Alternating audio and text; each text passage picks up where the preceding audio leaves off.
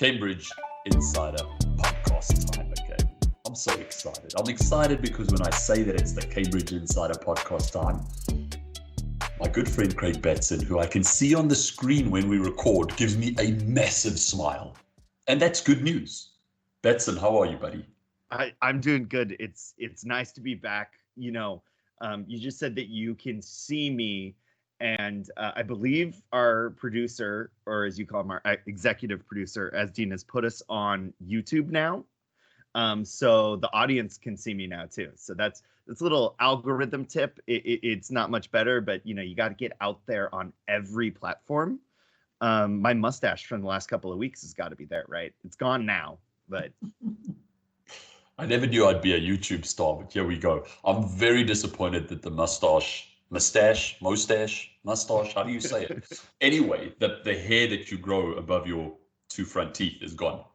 I liked it. I think it sent a very positive message going into the holiday season. But hey, you are in control of your own mustache. I appreciate it. I have felt worse since I shaved it, but my wife has been nicer to me. So that's also important to me. Hey, small wins. That's what it's all about. All right, Craig, we've got a nice, we've got a jam-packed, nice show. A few articles that you shared with me that I'd like us to discuss, and then really just to be able to give our listeners some takeaways. So let's jump right into it. There's an open doors report that you shared with me. Give our listeners just a little summary of what it is about and where we stand on it. Yeah, this is important because, as our listeners know, I've been getting more calls from school officials saying, "Hey, my board wants a report on what's happening in the international student market," and this relates to that. And so the Open Doors released a report recently, and this is on the 2019 school year. And Open Doors works in the college market. Which does, it kind of mirrors what's happening in the high school market, not perfectly, but a little bit. So this is for the fall 2019, so pre-pandemic, and they released that the number of international students on American campuses decreased 2%. So that's one of only 5 years that the number of international students has decreased in America. So that's kind of a big kind of shock. And 2%, that's not really that's not necessarily a small drop when you're talking about, thousands of students. All right. So listeners, so just to make sure I understand this correct, that's college students coming from abroad in the US. What does this mean for our listeners who might be tuning in specifically, wanting a little bit more direction on the high school? Yeah. So as the college usually goes, the high school. And we also have another study from the Institute of International Education. This one is free and will be linked in the show notes if everybody would like to read it. Feel free to find that or on our anchor.fm Cambridge Network page. And this has shown that the number of students on F1 visas at American high schools has decreased 15% in the last 4 years. So wow. That is our specific market. F1 private school visas in the United States, and it's down 15% in 4 years. I mean, that's a lot. Is that, and you might not have this information with you, does that include this pandemic year, or is that pre-pandemic year? That is pre-pandemic year. All right, so we could potentially expect that number to decrease even further had they taken into account the pandemic year. Yeah, I think so. I mean, so it looks like we're looking at, so the numbers from 2019 was down 2% in colleges, and the unofficial numbers for 2020 in college levels, just from a survey, is down 43%. So almost, what's that, 20 times as big. So I'm not even going to hazard a guess at the high school F1 visa status. The one thing that we do know is we will get the official numbers because these are released by the State Department because it is released as the total number of F1 visas released. Okay. Red flag flag, panic button? I don't know which one to either raise or push, but is this reason to panic? I mean, I don't want our listeners to be listening to these numbers. They are startling, I think, if not unexpected. Where does this leave the industry? What should we be looking at as an industry, having heard these numbers? Yeah, there's a saying that I hear a lot of. I think it's an Obama advisor that says it, and it's, never panic, always prepare, right? So we don't need to be, scared of these numbers. The numbers are the numbers, and we need to work hard to prepare for what is going, so that we can all be successful. So the first thing that I like to always focus on is that international students are a major contributor to our nation's economy. And I believe there was a report in one of these from NAFSA that had $41 billion that are brought into the United States because of international students. So our government is going to be looking for a way to bring these kids back. So the numbers should begin to rise. Now, what we have to look at is when those numbers rise, they're still going to be smaller, and it's going to be a more competitive fight for those students. Okay.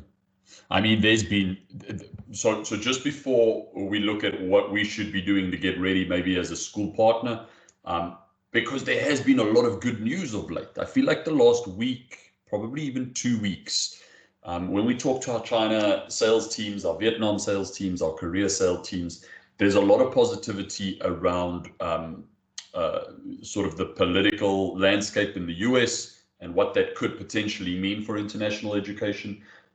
There's a lot of positivity around a coronavirus vaccine. I've just read right now on my news feed that one of the vaccines is looking for emergency authorization to use that vaccine. So those are positive things. Those are things that hopefully will lead to increased travel, or the ability to travel once this pandemic is under control, better relations between countries, as well as better opportunities for new students to be able to get visa appointments, be able to get those visa appointments, be able to get an official visa to come to the US to study after they've been accepted by a high school. So that's positive news. What should we be doing, considering that it's a $42 billion industry? What should school partners be doing at this stage to, like you say, get ready for when this hopefully in the near future does happen?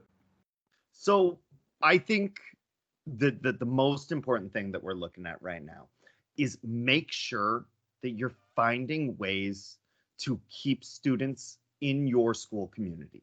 Mm-hmm. Now, that can be through a number of ways. Ideally, they're in the United States studying at your school, and they're going to come back next year. Are they in their home country studying, and are they going to come back next year? Are they doing their classes? Are you providing them opportunities to be a part of the school community so that when they come back, they don't look at going to a new school because, oh, well, I had a good time at this school. I did it online. It was fine. But now that I'm going back, I guess I could apply to some other schools. So make sure you find a way to be accommodating to them, to make sure that they feel like part of the school community. I'm starting to get, understandably, because our listeners are educators first and foremost, I'm starting to get students that aren't succeeding studying in their home countries, online. And a lot of schools are starting to say, okay, we can't have you stay enrolled at our school because you're not attending classes, you're not doing your homework. That is understandable, and we will support you. That is the right decision if somebody's not succeeding. But are you looking at ways to keep them in your school community, to maybe get them back when the borders open, maybe get them enrolled to retake that year at the next fall 2021? Are you, instead of refunding their tuition or any parts that you have, are you saying, hey, why don't we roll that into a deposit to keep them, saying that'll be your deposit for fall 2021? All stuff like that to keep kids in your network is most important. Okay, so it's a big part of, and as you talk about that, I'm reminded about a few weeks ago, you and I gave a training about the importance in particular in the Chinese culture about building relationships, building that foundation, and how that can help you succeed. So what I hear a lot from you is build that relationship with the family, with the agent, with the student, so that when the choice comes, they're going to say, there's no other place that I want to go because these guys kept me engaged. They kept me in the network. They kept building on that relationship with me. Is that accurate enough? Exactly.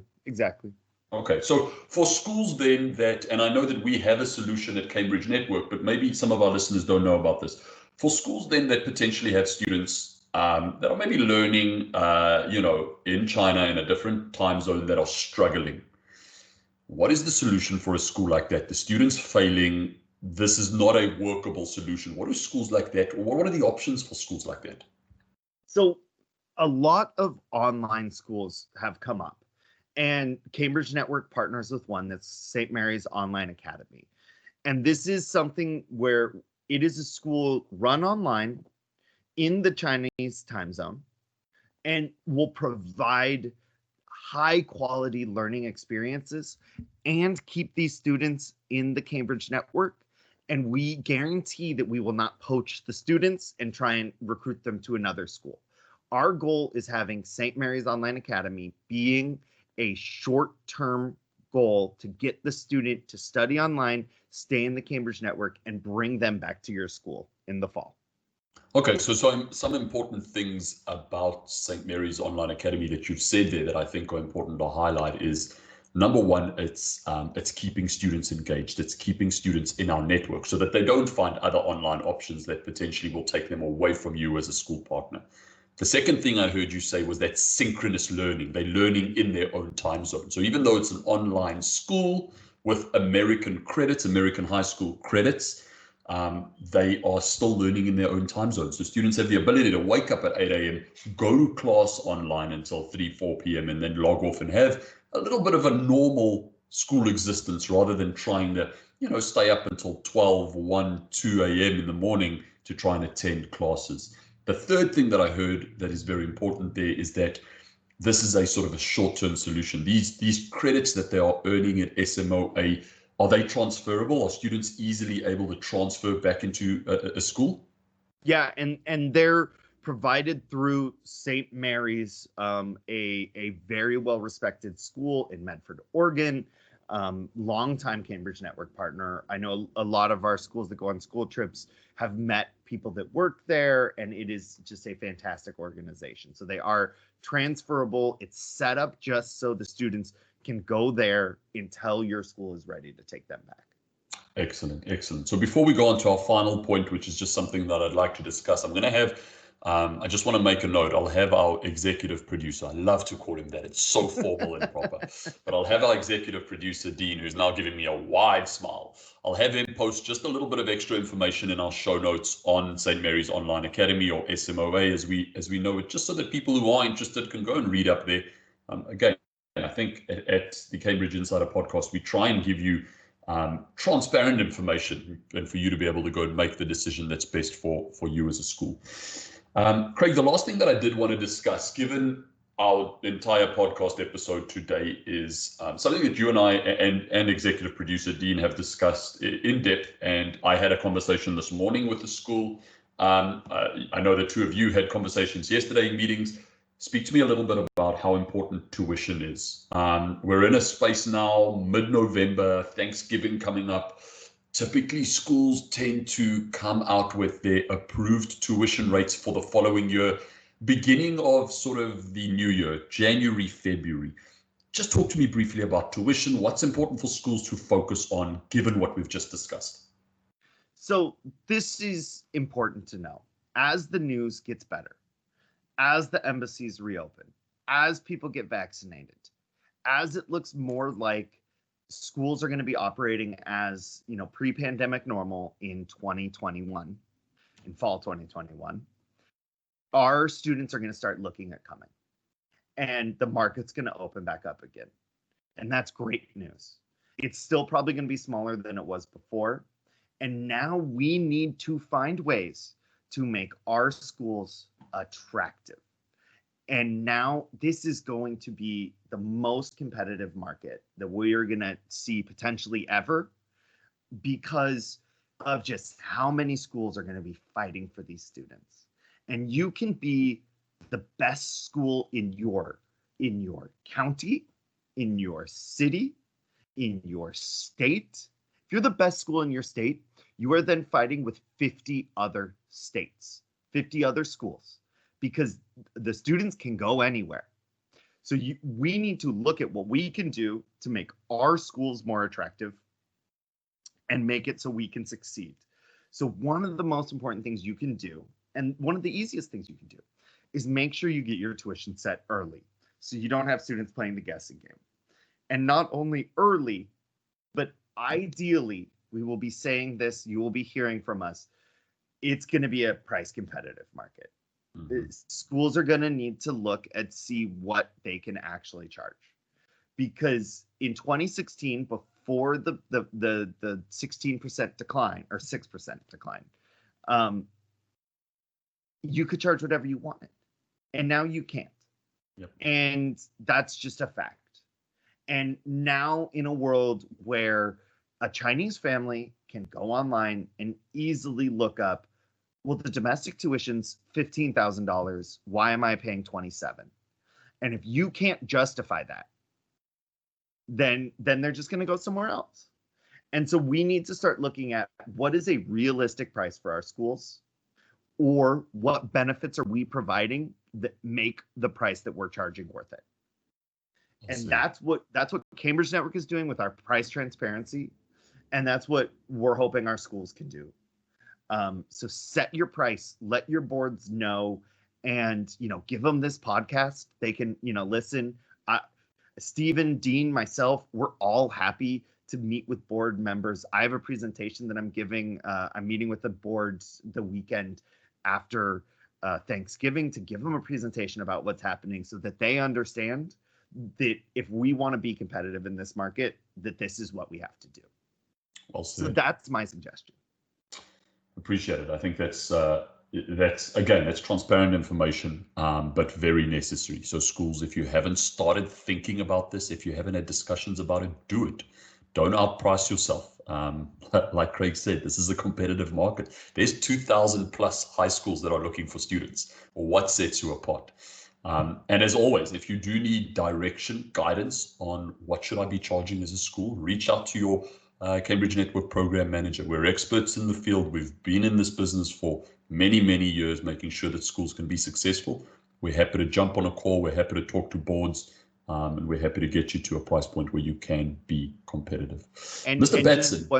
Just one last thing on this is, as we had our conversation with Sasha, our sales team member, 3 things that are the most important aspects of selling a school. You got the location. We can't change that. You got the educational outcomes, where your kids go to school.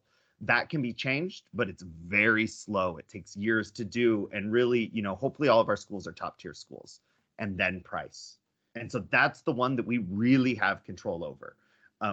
We're happy to work with you on marketing, but that's not going to be one of the top 3 things. Excellent. I heard Tiger Woods last week during one of his better rounds at the Masters event saying you've got to control the controllables. So make sure that you control the things that are within your control. Mr. Baxter, excellent. I think I leave this episode with a optimistic mindset, because I think we've given some really good information, and I hope that our listeners will take this to heart and have these important discussions. Any final thoughts as we head into the weekend, into the end of this episode, and into Thanksgiving? I'm gonna say, let's have a great Thanksgiving. I'm staying home. I'm spending time with my family, my immediate family, and we can see the light at the end of this tunnel. We can see the light at the end of the COVID tunnel. We can see the light at the end of the student recruitment downturn. Let's maintain some positivity. It's pretty hard out here sometimes in 2020, but we got 41 more days left of 2020. So let's get through this. Let's see the bright turns. It's always darkest before dawn. And let's go. Let's recruit students. Let's build our schools back up. Let's build the Cambridge, continue to keep it grow, and let's see some success. Absolutely. Well said again. You've said some profound things this episode. I'm very impressed. I'm also very impressed by your quick math. The 41 days before the end of the year was very quick math. I would never have been able to do it. So well done on that. Just an update on the podcast. I know we are going into Thanksgiving week. Episodes will continue to be broadcast, or you'll find your newest episode every Monday. Myself, Craig, executive producer Dean, will continue to push through, be resilient, and work. So you have a piece of turkey in the hand. You're digging into the green bean casserole. I'm trying to think of American dishes. Put the podcast on. Make sure that, if you do have immediate family that haven't been exposed to the podcast, let them have a listen. They might just be impressed. But as always, thank you for listening. Like, subscribe, leave us comments, have a look at the show notes. And a happy Thanksgiving to everybody that's listening. We'll catch you at the next episode. Bye-bye, everybody.